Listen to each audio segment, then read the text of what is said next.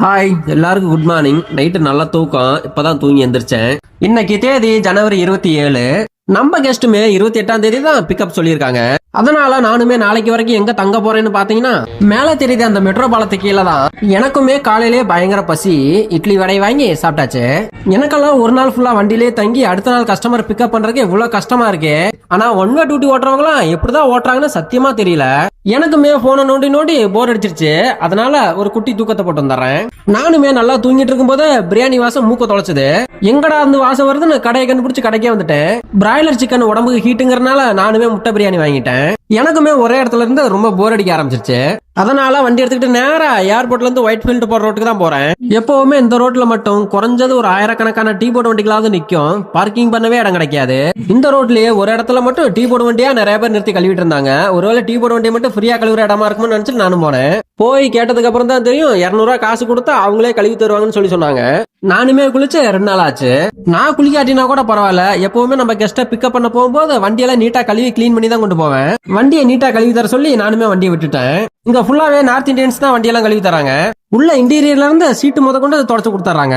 நம்ம வண்டியில அப்பல்சருமே கொஞ்சம் அழுக்கா இருந்துச்சு, அதனால அதையுமே கிளீன் பண்ண சொல்லிட்டேன். அழுக்குமே நீட்டா போயிருச்சு. நம்ம வண்டியை பாடி வாஷ் பண்ணி முடிச்சாச்சு. ஒரு வண்டியை பாடி வாஷ் பண்றதுக்கு 200 ரூபாய் வாங்குறாங்க. அது மாதிரி அப்பல்சரை கிளீன் பண்றதுன்னா ஒரு வண்டிக்கு 400 ரூபாய் வாங்குறாங்க. நான் போட்டிருக்க ஒயிட் ஷர்ட்டுமே ரொம்ப அழுக்காயிருச்சு, அதனால ஒரு புது ஷர்ட் வாங்கலான்ட்டு போயிட்டு இருக்கேன். இந்த மாதிரி அக்சசரிஸ் கடையிலேயே ஒயிட்ல ஷர்ட் அண்ட் டி ஷர்ட்டுமே விற்கிறாங்க. அதுவும் ஆஃப் ஹேண்ட் மட்டும் தான், ஃபுல் ஹேண்ட் கிடையாது.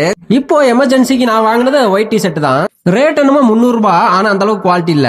இந்த ஒரு இடத்துலயே நமக்கு இல்ல நம்ம வண்டிகளுக்கு என்ன தேவை எல்லாமே இங்கேயே கிடைக்கும். நானுமே சாப்பிட்டுட்டேன். அவ்வளவுதான், நான் தூங்க போறேன். நாளைக்கு காலையில தான் பிக்கப், அதனால நல்லா தூங்கி எந்திரிச்சிட்டு ஃப்ரெஷ்ஷா போவோம்.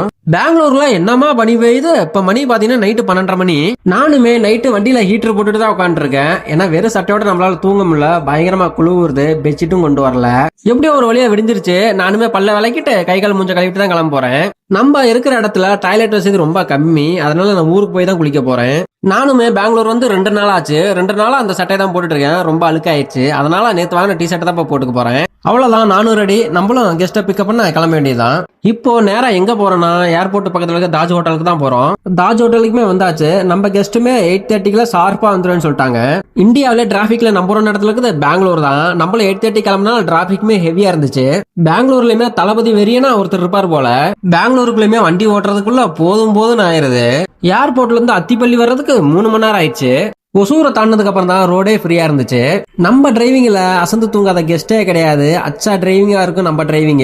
நானுமே நம்ம கெஸ்ட்டை சேஃபா கூட்டிட்டு வந்து ஈரோடு அட்ரீம் ஹோட்டல்ல டிராப் பண்ணிட்டேன். பேமெண்ட் வாங்கிட்டு கிளம்பிட்டேன். நம்ம வீடியோ பிடிச்சிருந்தா மட்டும் ஒரு ஃபாலோ பண்ணிக்கங்க. மீண்டும் அடுத்த வீடியோவில் சந்தி